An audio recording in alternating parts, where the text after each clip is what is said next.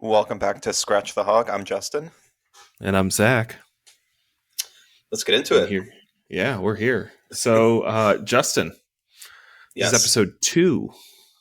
we made it. We're officially podcasters. We are. I didn't think we'd make it past episode 1. We'll let the ad revenue start rolling in, right? We're gonna make so much sense. So much sense. Yeah, So much sense. got to get that merch line out. Yeah. Uh, I think we had nearly a dozen listeners after the first episode, and to be fair, it only dropped a couple days ago. I'd say that's a good start for two nobodies. Yeah, well, in the food scene. In the food scene. hurts my feelings. Yeah, for 2 nobodies. Yeah, okay. No, well, I shouldn't say that. You're something to me. And you are something. That made me feel really good. Yeah. That's what this is about. Just the warm fuzzies. That's all we're here for. Exactly. Give each other the warm fuzzies. Exactly. So if you're looking for this, or you are listening, you stumbled upon this, we're actually on YouTube, the video version, if you want to see our faces, which, I mean, why wouldn't you, right? This is glorious. Yeah, we're 2 great looking dudes. We're on. we are very, very. How would you describe us? Sturdy. We're 2 sturdy looking guys. Sturdy, husky. First of all, it's not called husky anymore. They're called athletic fit. Okay, so that's they're not husky. We are formally athletic. Like husky style jeans that you used to get at Walmart all the time. Yeah, they can't Or do that Sears. anymore because it doesn't do good things for the self-esteem. So that's why they make what they're called athletic fit. You know. Yeah, I get that. Thick boys. Yeah. So we're also on Spotify. We're on iTunes. We are showing up in Google Podcasts at some point, but I don't think anybody listens on Google Podcasts. So I think that's just takes time after you submit the feed. So at some point we'll be in Google Podcasts, but I can't foresee many listeners. So you can find us all over the place. We're everywhere. Everywhere. Yeah. And we also have an email. So I feel like we should have people email us questions, concerns, thoughts, feelings. And yes, we want to hear from all of you. Yeah. And you can reach us at scratchthehog@gmail.com. Scratchthehog@gmail.com. And we will read the fan mail. Yes, please reach out to us. So what have you been up to since we last spoke, Justin? Man, let me tell you, I've been cooking. I've been cooking a lot. Oh yeah, yeah. Well, I mean, I've been cooking. I feel like nonstop for the past 2 years now. That's awesome. Which is great. Yeah, and it feels good. I've been really creative this month, and it might be because I haven't been drinking since the beginning of January. That might have helped my creative flow. But trying new things that we typically wouldn't do. For example, the other day we did a sous vide pork belly with a fresh cherry sauce. So I found some cherries at the store, mixed in some red wine, shallots, cherries, a little bit of drippings from the pork belly, and reduced it down into like a nice little sauce, which is something we typically don't do. We usually have more savory, unctuous. I know a lot of people don't like the word unctuous, and Mandy is one of those people. But sauces that are a little bit more rich, but I wanted something a little bit lighter, a little bit more tart to kind of balance out the fattiness of the pork belly. So, just kind of experimenting. So I have questions about your sort of creative food process. So did you have the pork belly? Were you like, oh, I'm in the mood for pork belly? Were you in the grocery store and you saw the cherries and you're like, oh, cherry sauce? How did this, what was the first thing that sort of sparked all the other things? So we had the pork belly that was left over from the porchetta that I made for my birthday. Oh, And it okay. was about maybe a pound and a half slab pork belly. And I cut it in half, and I used one half of it to make pork bao buns. And I was saving the other half to do, because I know I wanted to sous vide it, because sous vide pork belly is like super super good and always comes out really really nice and tender and really flavorful.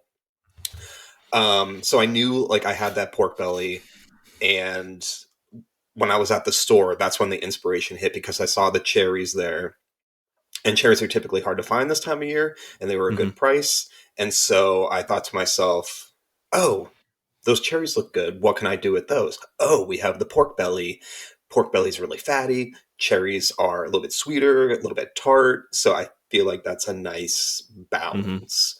Hmm. Um, yeah. So I would say half of my inspiration comes from whenever Mandy and I are shopping in the store, we see stuff and we want to mess around with it. Other times we plan ahead as to Hmm. what we're going to make. Nice. Cool. Very cool. Yeah. What Awesome. about you? What about me? I have not been cooking continuously for the last 2 years. It sort of ebbs and flows.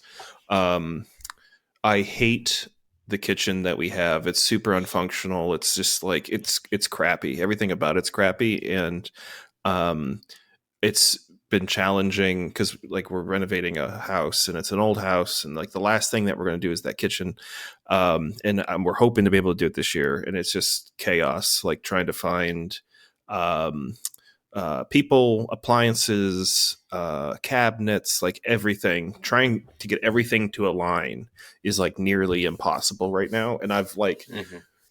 lost a lot of sleep as of late, just Right. stressing over it, you know. Um, but so I guess since we last talked, though, I had a really, really awesome food experience. So it was Lunar New Year last week, you know, from when we're recording this. Hmm. And we were invited to a friend. So a friend of mine moved to China like 10 years ago, met his wife, had two kids, and they just moved back to the States in November, and they invited us over for Lunar New Year. And like, first of all, it was amazing. Like, super thankful and appreciative to be invited. But my goodness, the food that they made! I mean, it was like quite a spread. And I have one regret, and that was for some reason the first time in my life I showed restraint when I was eating. Like, I all day Sunday and all day Monday, all I wanted was like the feeling that I packed myself full of, you know, mo pao tofu, kung pao chicken, and um, dumplings. And for some reason, I didn't. I just wish I would have been a glutton and just ate and ate and ate. But it was awesome. Pig's feet.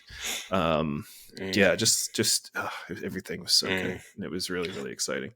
And oh, it's the year of the rabbit, hmm. and that's my year. So I was told Nice. that you're either going to have really good luck or really bad luck, and I should wear something red. So now I'm starting to wear. I'm not a superstitious person, but I can't have a year of bad luck. Like, I don't know, that just freaks It me out. it doesn't hurt to. It might help. It doesn't hurt to Yeah. wear it. So I have this thing. I have another thing lying around here too. It's like one of these like what are these called? Prayer bead things, Mm, tiger eyes. hmm. I don't know. I Yeah. just trying to layer it on. But Lunar New Year, Year of the Rabbit, great food. Um, as far as cooking, my cooking's been like really weird. Um, I tend to like I've been like weirdly stressed lately, and um, sometimes I'll go like all day and I'll just be like kind of in a weird headspace, and really the only thing that's going to like make me feel better is just cooking something, and it's usually like pasta related. So um I did it's there's a lot of like 8 p.m. pasta dishes happening, you know. And the most recent one Hmm. actually had pork in it too. Man, we are made for scratch the hog, you know. I It's made a all carbonara. that pork love. Pork love, yeah. Pork love. Hey, trademark patent pending. Look for the merch coming. Yeah, so I made carbonara, and it's like I love carbonara. It's really good. It's deceivingly simple, Hmm. and people have a lot of feelings about it too. You know, like there's like the right way to make it, or you know, the perfect. This is good. I hate. I'm starting to hate things on the internet that's like the best thing ever or the perfect way to make something. But Because people feel that way. it's their what they think is the perfect way to make something. Like that's not my perfect way to make Yeah. something. Like if I'm going to make your perfect carbonara, it has to be the best carbonara I've ever had in my life or the world. It's got to be better than Massimo Butero's. I think that's how you say his last name. It has to be better than his carbonara for it to be the perfect carbonara. Is that how you feel, or is that how you think people feel? No, that's how I feel. Okay. Yeah. Well, yeah, Like, yeah, yeah. I mean, there's like, you know, the thing with carbonara, it's like what? It's a pork product. Traditionally, mhm, guanciale. You can use pancetta. You can use bacon. I had bacon. I yeah, used bacon. It tastes really all, good. It's not. It's they're all not going great to ruin. options. Not going to ruin the dish, but somebody might Absolutely say not. so. Absolutely not. It's typically dry pasta. I've used fresh pasta. I do think dry pasta is better It for a is few better. reasons. Yeah. And it's egg and cheese. And my preference is like 60% pecorino Hmm. and or maybe like 60-70% pecorino and 30-ish% parmesan. I used to go Yeah. heavy on the parmesan, and it's fine. It's good. It's good. Hmm. But I do think it's better with more pecorino than parm. Yeah. So obviously, you render off your bacon product, get it real good. I start in a cold pan too, because I find that gets the best crispies. Um, and the dish comes together in the time it takes to boil water and cook your pasta, Hmm. right? I mean, you know this, Yeah. but maybe our listeners don't. And I feel like we need to Oh yeah. talk about No. it, Yeah. right? Yeah. Definitely. Okay. Definitely explain it. So I was just telling Jess this too. I was like, I remember the first time that I cooked carbonara because I was like enamored by it. I think I was Hmm. watching it was probably No Reservation, so an Anthony Bourdain episode in Italy Hmm. where and I just remember he was in the kitchen and the guy was just like whisking egg and cheese together. So I was like, man, I can try this. This looks luxurious, fancy, beautiful. So you render off the bacon. This is how I do it. You get a lot of fond on the bottom of the pan. So I actually do like to deglaze that a little bit with the pasta water. Not a ton, just enough to scrape it. Oh, It that's a good works. So idea. you kind of get this like pork fat sauce happening, you know, this pork fat glaze happening in the bacon. Hmm. And for like 1 pound, and I was using like rigatonis because I love regs. Um, one full egg and two egg yolks. That's a good ratio That's what of, and of whole egg to egg yolk. Yeah. yeah, one full egg, two egg yolks, and basically as much cheese as that egg can take. And I whisk it, whisk it, whisk it, and it'll turn into Hmm. like almost like a porridge consistency. Hmm. And that works for me. When your pasta is, you know, al dente, pretty good. I do think people have a tendency to overcook. I think when people watch TV shows, they don't realize like things are truncated and things actually cook in the pan longer than they do, and things take Hmm. longer to come together in the pan, whatever. Um, Yeah.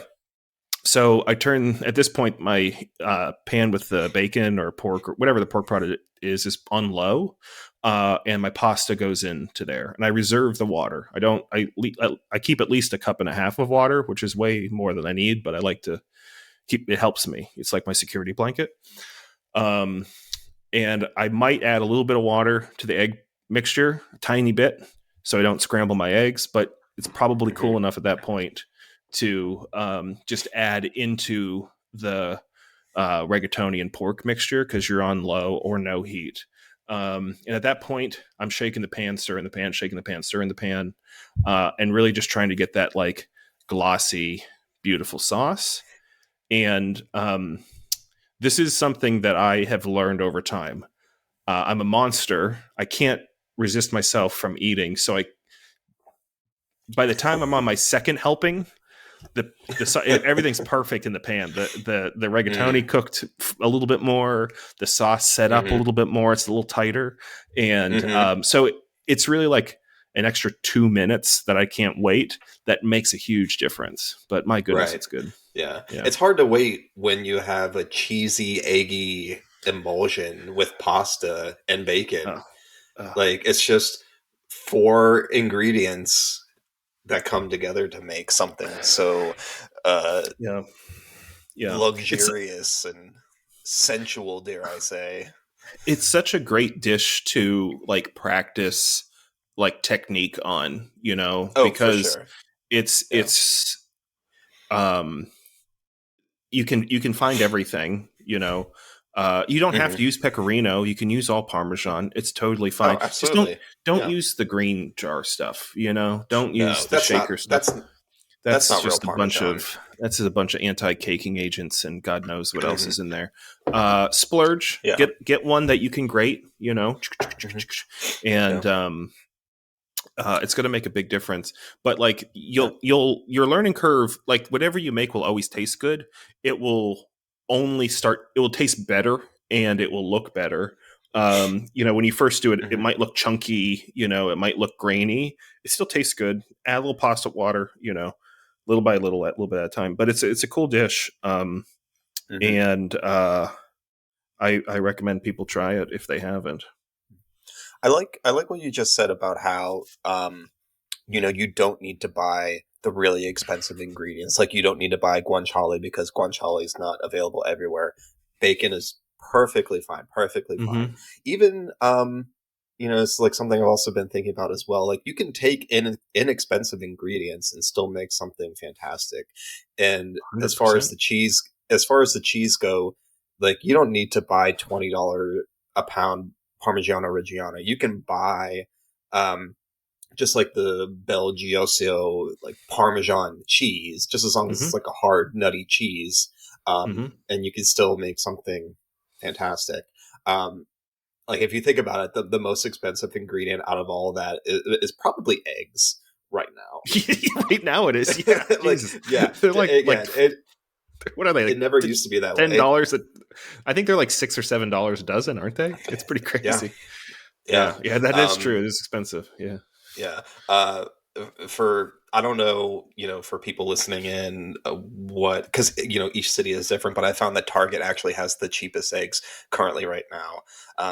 They're the last I checked, they were maybe $3 a dozen, and then 18 were like under $6, which is like the best Hmm. place that I've found for Okay. eggs. I don't know if they have their own distribution center for eggs or their own like farm or whatever is going on there, but just Yeah. Or their you know buying power of yeah, Target is able to get a bulk rate or something. it's Um. something. But yeah, like, you don't need the absolute best, really premium expensive ingredients to make a fabulous dish. You don't, and I'm actually glad you said that too, because I didn't think that we would maybe dig into this, but I have a lot of thoughts, and it kind of goes. We live in this like weird FOMO culture. Like, uh, hmm I follow all sorts of food accounts on social media.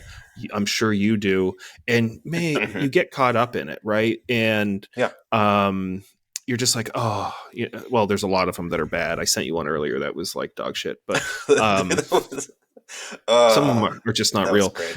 But Yeah.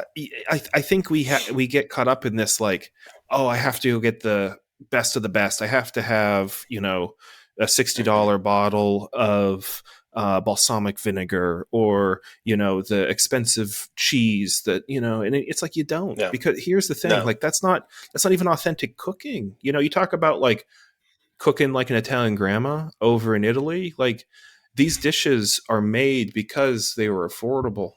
And hmm the essence of making those things is finding things that are easily accessible regionally. So I like to Exactly. even think about like cooking in the spirit of, instead of like exact replication.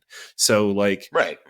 Yeah. you can make like like Italian cooking is seasonal and regional. Chinese Hmm. cooking, it's like all these types of all these foods are really about seasonality and Hmm. regionality, and Yeah. like if you do that, then like what's more authentic than what you're making. Exactly. Um, Yeah, and a lot of these dishes came from like poorer regions of different countries, and like you said, it's whatever they can afford. A lot of these dishes came from people who lived on farms, who grew their own vegetables, raised their Hmm. own animals, just because they didn't have the money to go out and purchase these premium ingredients to make a dish. It's whatever they had available. Um, and yeah, and one of the things that really bothers me is, whenever you're watching, say, like a Food Network recipe or Bon Appetit or whatever, and they tell you to find the freshest ingredients possible. That's not always the case, you Mm-mm. know, Well, we live in and Pennsylvania, so yeah, yeah, like yeah, yeah. we have like You a know, 3 month window of real fresh ingredients that are yeah, not imported exactly. in, or Yeah, exactly.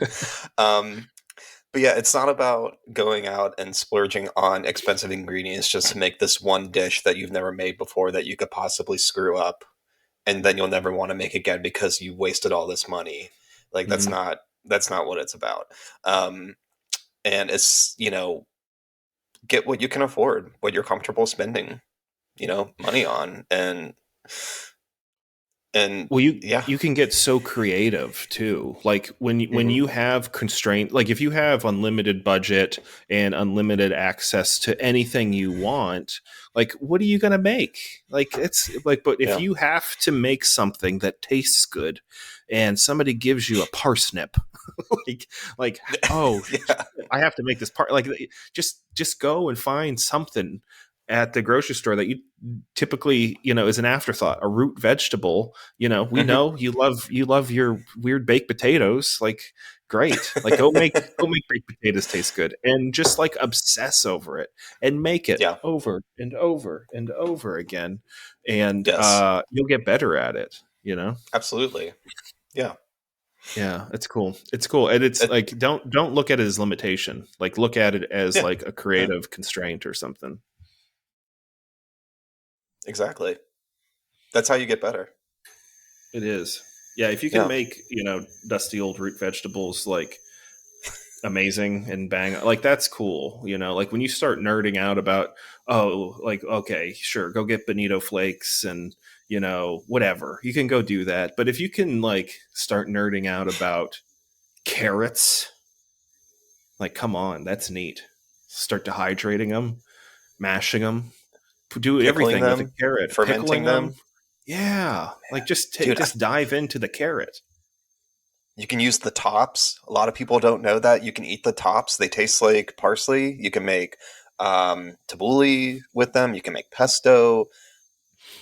Like, yeah, That's how I feel you can eat about the whole, yeah. the celery leaves too. That's the best part of the Oh, yeah. celery leaves. Yeah. Yeah. Put those in your Dude, salad.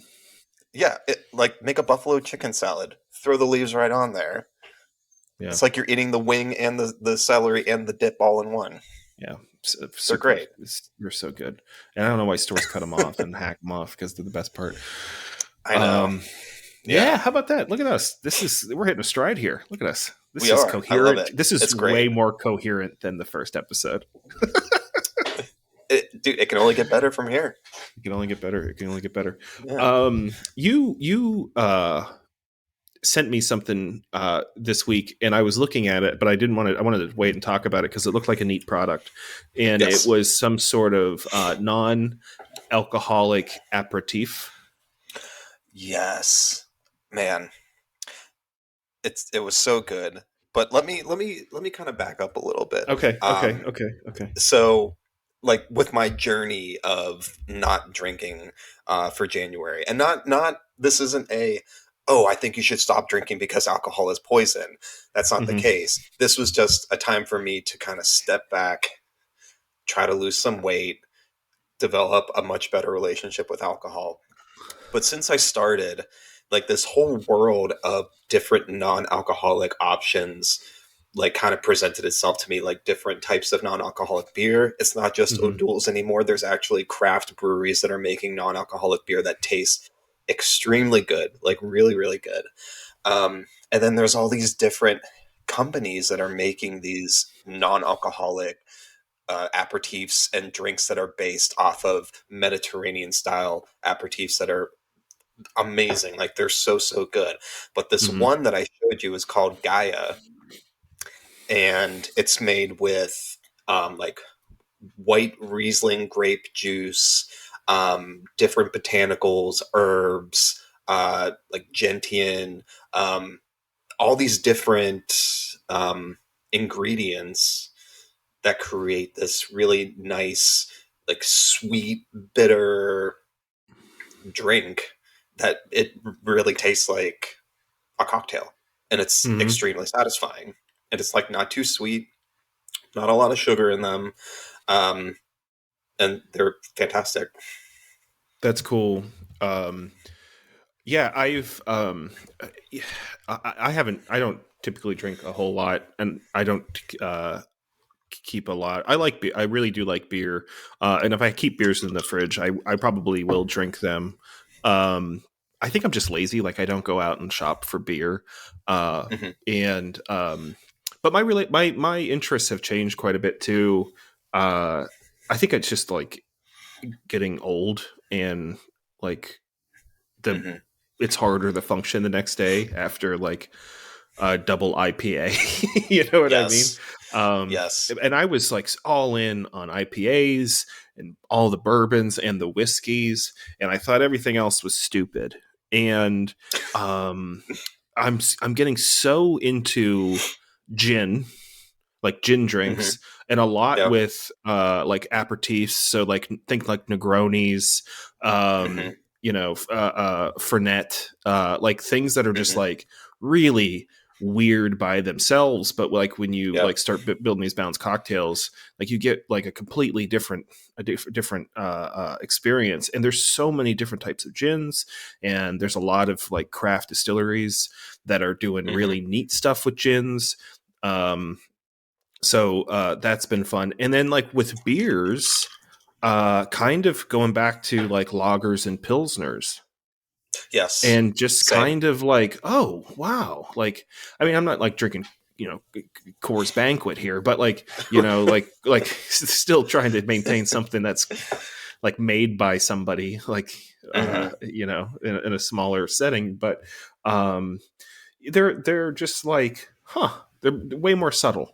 Everything's way Yeah. more subtle. It doesn't have to be like, wow.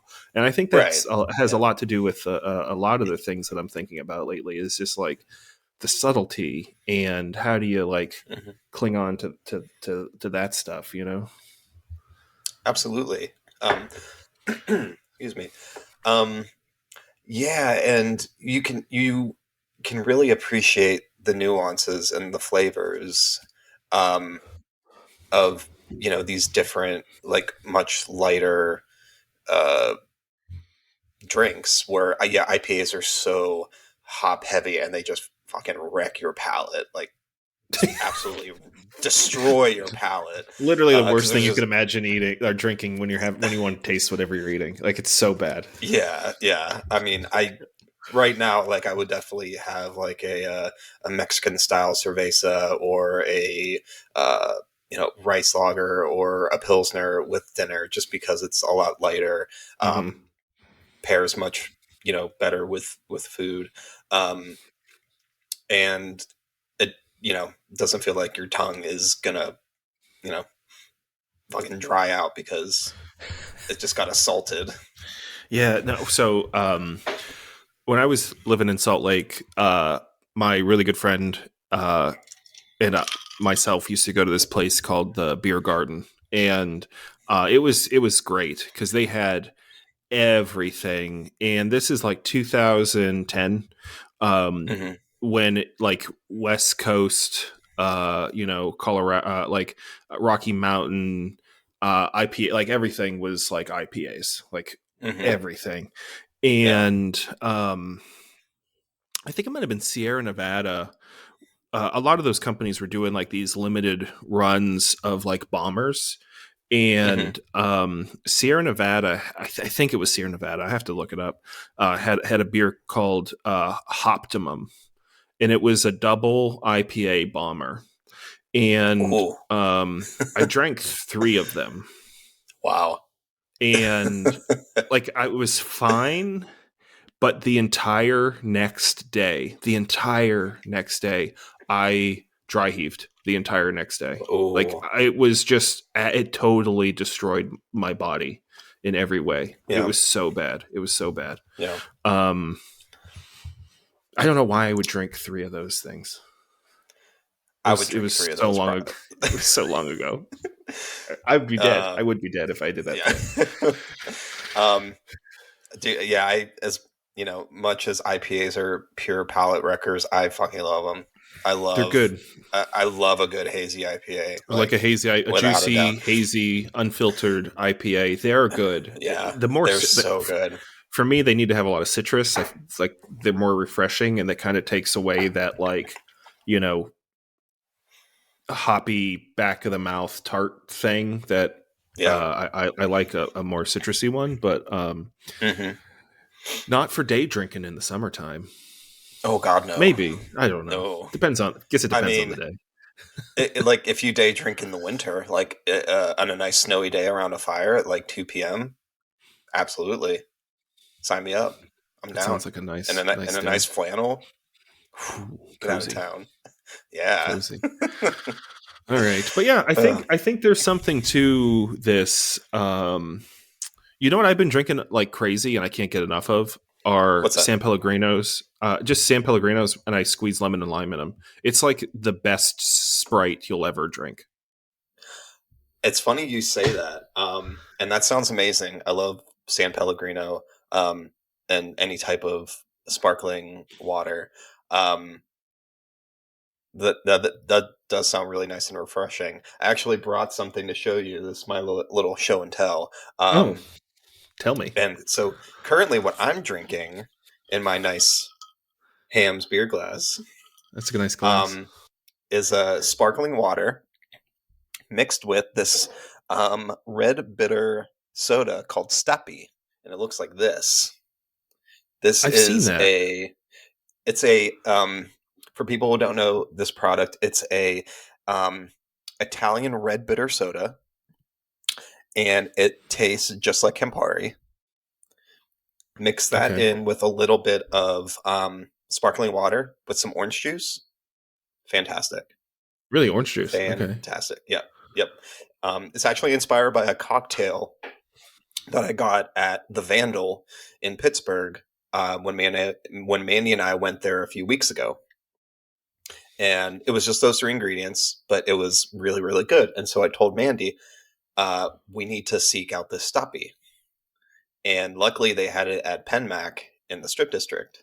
So we oh, got okay, it. And then they also had another version of Stoppy, which is just a lemon lime. lime Yeah, soda. lemon lime.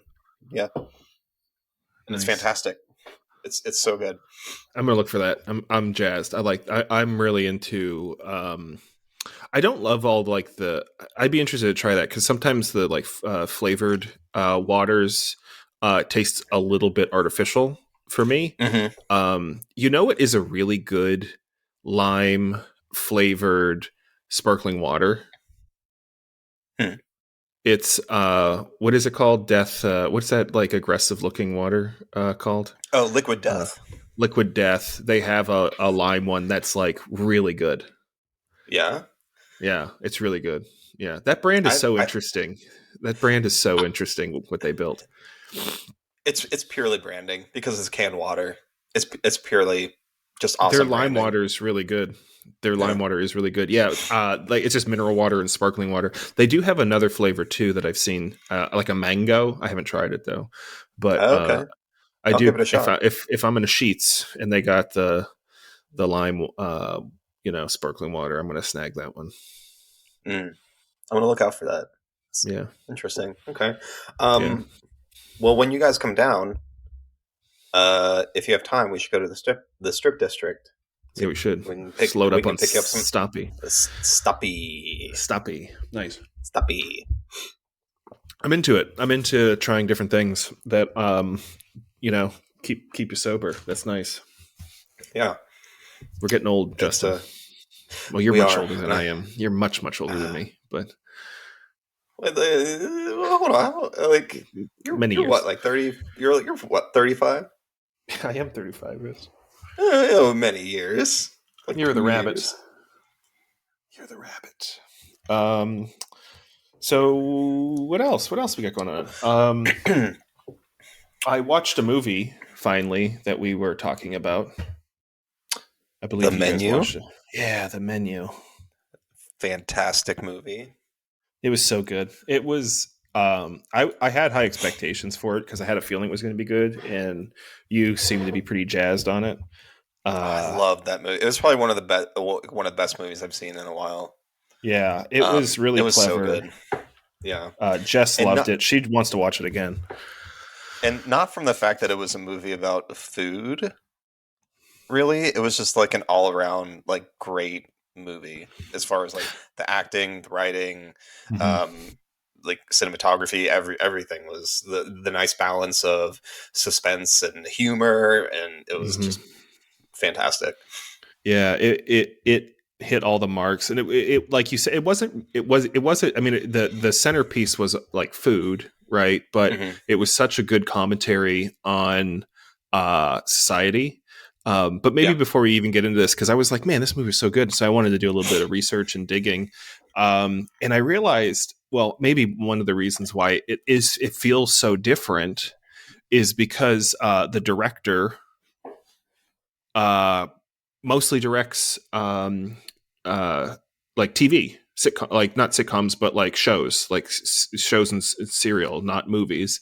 And a lot of the cast members are from um, like series based shows, not movies. So I Mm-hmm. wonder if that has a lot to do. Like the gal that played Margot, she's in the Queen's Mm-hmm. Gambit, She and is. the guy that Yes. played was it Tyler? He Uh was in a huh. show on Hulu that's really good called The Great. Have you seen that? Oh yes, we have. That's a Yeah, great show. it is. Great, It great is really show. super funny. Really good Yeah. character. Nicholas So a lot of the people Holt. on it. Yes, exactly. And I just loved the guy that played the sommelier throughout that whole show, like his timing and how he Mm. came in and out. And he Yeah. was in probably the top, in my opinion, one of the top five funny shows ever made. Veep. He was in Veep, which is like the most spectacular show. Oh, he was in Veep. Yeah, he You're was in right. Veep. He was like some smarmy guy in Veep. Yeah. Yeah, that show But was. I loved Veep. It was great. yeah. Um, But yeah, this movie was bang on. yeah, It was it really was. good. Yeah. Yeah. And I loved Um, like every set of characters were like, hmm. oh shit, I know that. Like just oh, those people feel familiar. Like, oh, those are real people in the food world. And Yeah. it was pretty Um, good. I told you earlier. I relate to Tyler's character. Hmm. Just because years ago when I was really getting into food, I really looked up to chefs a lot. Like looked to chefs as they were like celebrities. Yeah. Which I've tapered off from there, and I was never the type of person that would take pictures of food at restaurants. I never ever did that, and never will. Um, I mean, that kind of makes me sound No, it's like, fine. oh, look at this guy. Like he'll never take pictures of food ever. But no, I would never do that. Um, and watching this movie, and watching his character, I was thinking to myself, like, oh my God, that was me. Is that what I looked like to Mandy or like other people? Um, Hmm. yeah, it was weird. No, I feel you because you definitely, and I did too, idolized chefs, like even local and regional chefs. Um, and they do. You feel like like you get nervous if you like. Oh, I want to talk to him, but I don't want to talk to him. I want to ask, but is that Hmm. weird? Like you kind of go through this whole thing, Yeah. and um, when they're good and the restaurant is good and the service is good, like it's such a powerful experience, you know, like with Oh, every, for sure. it's like one of the few things that you can actually do that like hits every sense of your body. Like we can go to art Hmm. museums and we can't go and taste everything. There's nobody going to be Right. interacting with us and having a personal moment, you know.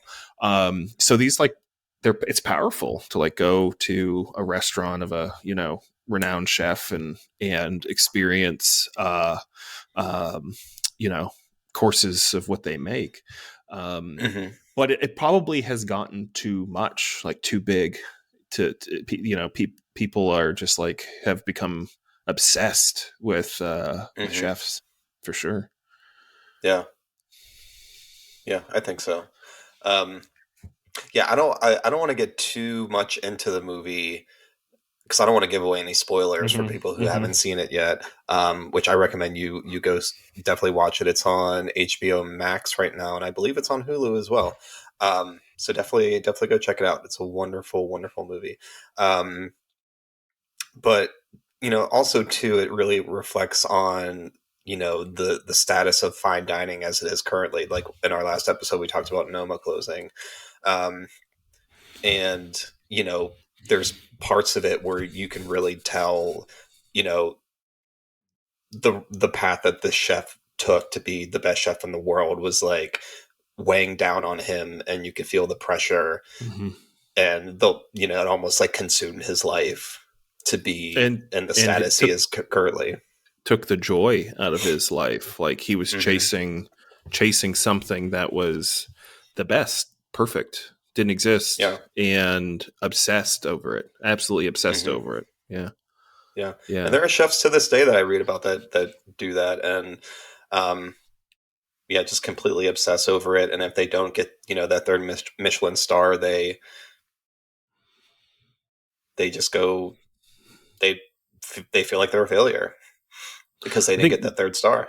yeah, and I feel like this is going to be something we kind of touch on ongoingly, but in the case of Noma, it was just like not like economically feasible to Hmm.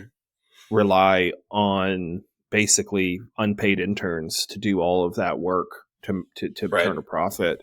Hmm. And over the last few years, um, uh, you know, people that were treated poorly and people that were not paid fairly, like they've been able to get more of a voice, and we've really seen um, kind of like they pulled the curtain back on how shitty the industry can be, right? And Hmm.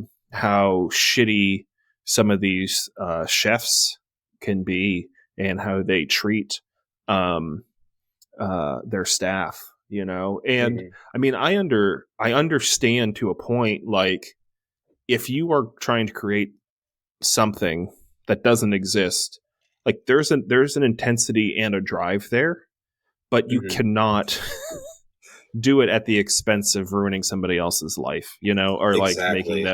making them miserable, you know. Right. But yeah, I mean, it's going to be intense if you're working for a Michelin star restaurant, and you should know that, but it shouldn't Hmm. like literally kill you, you know. Right. Yeah. Yeah. So, It's a touchy subject, and I would hope to eventually have a chef come on to this podcast to talk about their experiences and if they've ever worked in a kitchen like that and their thoughts on where fine dining in the restaurant industry is headed, because I would love to get their perspective, because I'm not a chef. I've never worked in a professional kitchen. I really can't speak to any of those experiences, but I would love to have someone on. Or if anyone that's listening is a professional chef, please email us. We love to hear about your experiences working in the industry. Yeah, that would be great. I'm sure we have 10 emails like by the time this will air. I can't imagine. Um, I didn't work in a kitchen. I worked when I lived in New Orleans. I did work in I worked for a confection company. So they made classic French style pastries, cakes, Hmm. patisseries, cookies, chocolates, et cetera, et cetera, et cetera. I did the design stuff. I was on the, marketing side.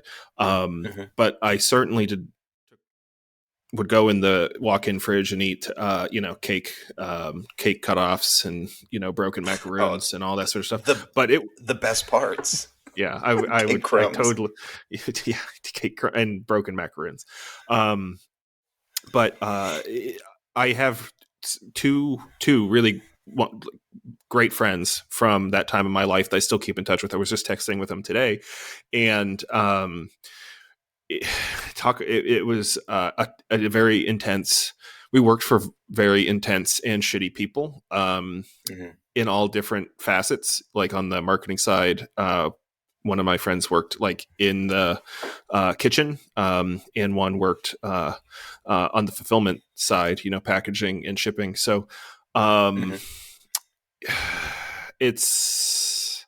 I hope it changes. I hope it changes for people, and uh, I hope we can get some real professionals in here to be able to talk and interview. How fantastic would that be? Amazing. Like, Yeah. absolutely amazing. I would love to hear their point of view and their perspective on the industry. Um, they can even like give us some good like tips to do in the kitchen. Like, I hope so. yeah, could be, maybe someday. Speaking of new, do you like my sweatshirt? I do. Um, It says deli on it for the people that aren't watching. So this is a sweatshirt from my favorite deli. Shout out Stein's Deli in on Magazine Street. It's a good shirt. in Ridgeway. No, on Magazine Street in New Orleans. Oh, okay. I feel really dumb asking that now. No, that's good. I've never been to New Orleans, so I don't know. I'm We not should sure. go. So Let's go. Let's go we sometime.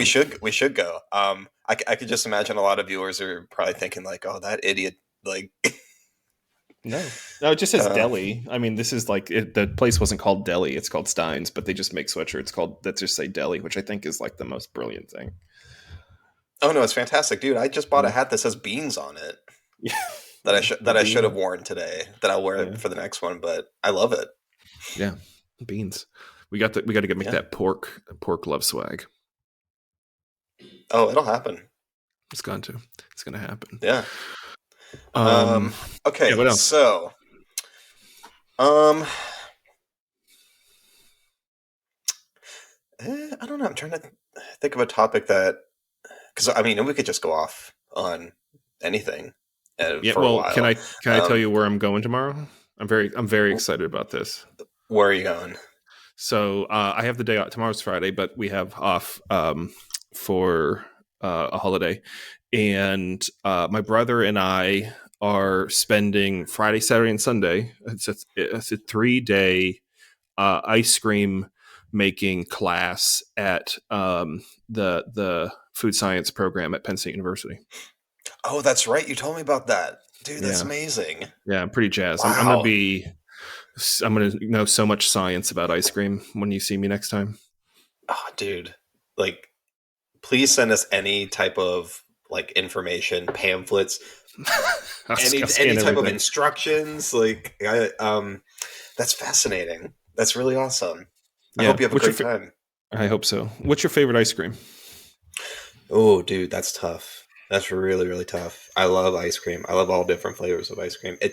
I guess it depends on the season, really. Okay. Because Okay. in the summer, I love, love, love strawberry ice cream in the summer. I do love a Absolutely love it. strawberry milkshake is my go-to milkshake. Oh, dude, it's so good. It's the Um, best. Fantastic. In the winter, I usually gravitate towards chocolate or like a black raspberry. like chocolate Okay. swirls or something like that. Um, Millie's in Pittsburgh makes a sweet potato marshmallow ice cream in the fall that is amazing. It's so good. Um, so yeah, it's more seasonal for me. What Gotcha. about you? Speaking of Millie's, I love their I don't know if they still make it, but they used to make a Vietnamese iced coffee ice cream. That was Ooh, so good.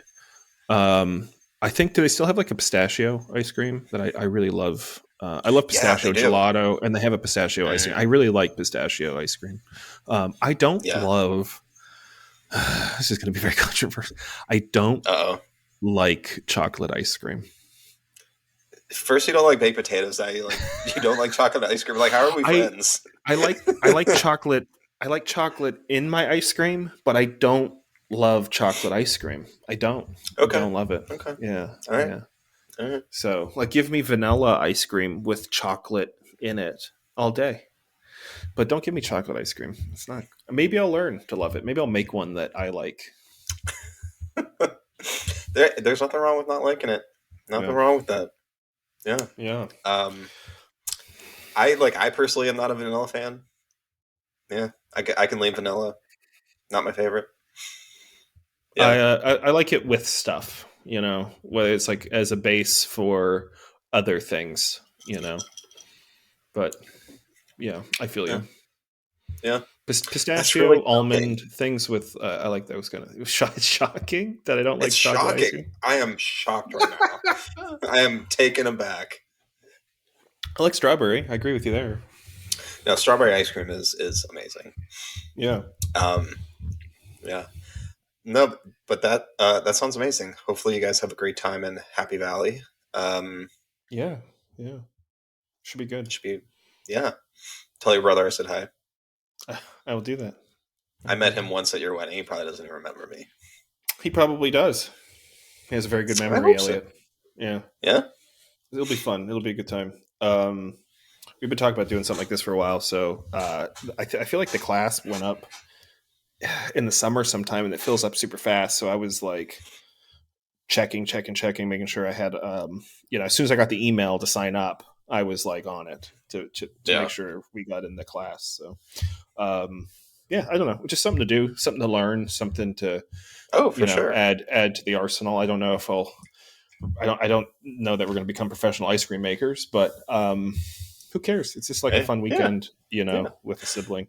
So, And what better place to make it than Penn State? Maybe you should explain for people who don't know much about Penn mhm. State ice cream and the significance of ice cream in Penn State. So they do have they manufacture ice cream. So first of all, State College Happy Valley is in central Pennsylvania. It's in Center County. It's smack dab in the middle of Pennsylvania. It's pretty much surrounded by farms. It's pretty pastoral. A lot of dairy farms, and they have and historically have always had a top notch agriculture program and food science program. Um, which in hindsight, I probably should have went to school for food science, but I didn't know that was an option. Um, and they have the Penn State Creamery where they make ice cream. Like, I guess, is it still called Peachy Paterno? I mean, that's their thing, peach ice cream at the Penn Hmm. State Creamery. What else am I missing? Do you Yeah. know more? You probably know more about the Penn State No. Creamery. It's just like I keep hearing that the Penn State cream is like some of the best ice cream in Pennsylvania, It's supposed to be and quite good. it's I never had the yeah. peachy paterno is good. The peach ice cream. I don't know if they still call it peachy paterno. I don't know, but it's good peach ice. I love peaches in ice cream. That's another one. Peach ice cream is so good. Yeah. Yeah, Peaches are yeah, so good. they are. They are. Yeah. So it would be fun. It'll be good. Dessert. I'm gonna find. I'm threading in a segue because I feel like maybe this could be like a share cookbook moment. So Yeah. I'm super comfortable like making savory food, and I don't do a lot of dessert stuff. I don't love really sweet, like overly sweet desserts. Chocolate Hmm. desserts aren't my favorite. Oh, and I actually don't Shaking have my a. head at you. I don't have a lot of. I have a lot of cookbooks, but I don't have a lot of dessert cookbooks. Hmm. And we were talking about the rise and fall of Bon Appetit, but we'll save that for another time. Yes. But I really, really love Claire. Is it Saffitz Yeah. from Bon App, and now she has her own. Saffitz. She has her own channel, and I like how she cooks. I like how she makes desserts. I've made her like cobbler recipe is like bang on. Hmm. You can make it into biscuits. You can crumble it, but Yeah. I have her dessert person cookbook, and it's like Oh, nice. it's such a good one if you're not like into, or like maybe you feel like a little intimidated by the dessert stuff. Now, I will Hmm. say so much of the dessert, for desserts to go right, just measure and get your mise en place ready. Like, it's not Yeah. jazz. You can't be slinging and flinging stuff while things are cooking. Just have everything ready and Hmm.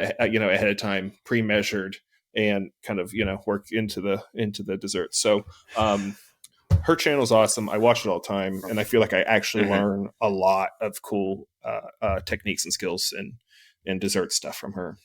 Yeah. And that's a good rule of thumb in general with cooking is just to have your mise en place and all of your ingredients prepped and ready to go. It's just so you're not trying to measure out something while your beans are overcooking and on the Scorching, stove and the scorching yeah, beans and scorching beans. I'm gonna write that down. I scor- like that. that's another merch idea, scorching beans. Um, no, I've been wanting to get her cookbook for a while, and I think I'm gonna buy it for Mandy because we both love Claire. She was She definitely has our two favorite. now. Oh, she does. Yeah, she's got dessert person and what's for dessert. Oh, okay. Yeah, I'd probably I love recommend her. dessert. Yeah, she's so quirky. Yeah, it would be a I love it. great one. She was Yeah, definitely our favorite personality on Bon Appetit when she was on Bona. there. Yeah, Yeah. good shows, good production. She would always you know, work through the fluster and that, the Hmm. way that they would edit that. It was always like well done. So Yeah. I'm glad Yeah. she still has a channel because it's probably the one like soul dessert cooking channel that I follow and I feel like I learn Hmm. from. And it Yeah. just feels really real. She's like, you feel like you're kind of cooking with her, which is Hmm. cool. And Yeah. She's yeah, very thorough. she's Very, very she's thorough. like Very perfect thorough. for somebody that works in pastry, like Yeah. very detail oriented. Absolutely. I am not detail oriented. I am the opposite of whatever that is. Same. Um, I don't have any cookbooks with me currently. They're It's all okay. upstairs, but Bring one down next time. the yeah. But the one cookbook that we like a lot is Carla Lolly Music's cookbook called "That Sounds So Good." We frequent that cookbook, a lot. It's a lot of easy weeknight recipes Okay. that are really easy to make. They're unique, they're different, and we just keep going back to it. But yeah, I'll bring it down next time, and I'll even bring down another one. Um, I like this. I like so this episode part. It's like reading Rainbow for food lovers. yeah. It's good. I like this. Let's look at us. Eating I don't know. rainbow. Oh, writing that down. Eating Write it down. rainbow. I'm not putting G's on the end of anything. It's just like hyphens, like scorching, eating rainbow. Yeah, Um, yeah, good call. I don't know. I mean, we're at the hour. Should we call it? Is that a good second episode? I feel like this is a great second episode. I just love seeing your Yeah, face. and I love seeing your face. So here we That are. makes me Scratch the feel so hog. good. That's what it's about. We're just here to make each other feel better, build each other up in our husky pants with elastic Yeah, waistband. yeah. But another thing that'll make us feel better is hearing from you guys and all of you out there. Let us know how we're doing. If you like the show, if you have any questions, reach out. scratchthehog@gmail.com. Follow us, rate us, review us. iTunes, Spotify. I think at some point, don't worry about Google Podcasts, and YouTube if you want to see our voices. Or see our voices. Oh my god! Ooh, hear our faces and see our lovely voices. We're transcendental. You're getting into it. I was always told I had a face for radio. Yes. Well, hey man, it was always a pleasure chatting. I'm so glad that we're doing this, and I hope other people enjoy it too. So until next time. I'll be a professional ice cream maker the next time we talk, though. So pretty much. Cool, man. Take it easy. Awesome. Oh, what? See you, bud. What? What? Okay, so for episode 3, we're gonna we worked on the intro. Like we got the opening. Yeah. I'm not cutting any of this. This is going to be part of it. We're going to work on how we smoothly transition out how we smoothly just say goodbye, Zach. Goodbye, Justin. Love your face. Bye. We're husky. Bye. That's it. That's it. That's our ending. We say, love your face. Goodbye. Love your face. Goodbye. Love your face.